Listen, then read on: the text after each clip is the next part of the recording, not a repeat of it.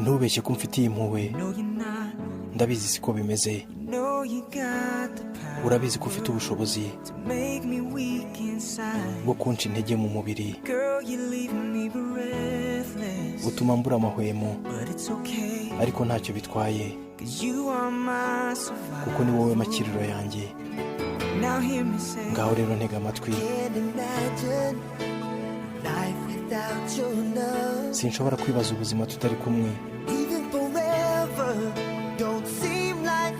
kuko n'ubuziraherezo njye mbona budahagije.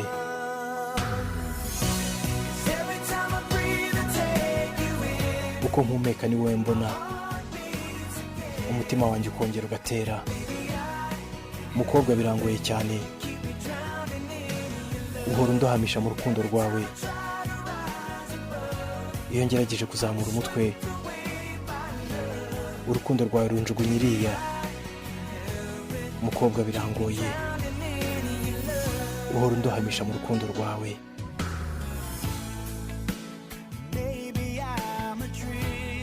Wasanga ndi umugenzi uhora agenda mu gicuku, kuko nkumbuye kwidagadura mu maboko yawe.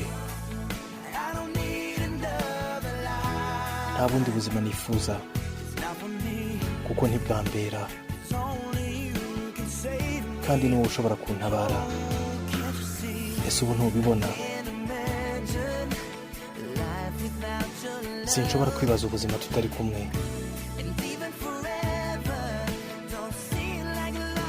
kuko n'ubuziraherezo njye mbona budahagije.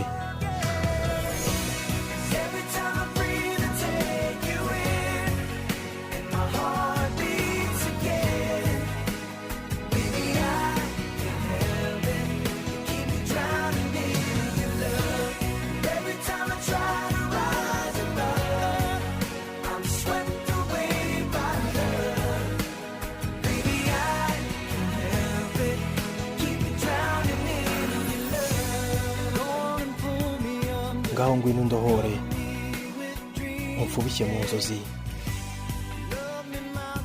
unkundi mbona nkubone. Urabizi sinshobora kwihangana,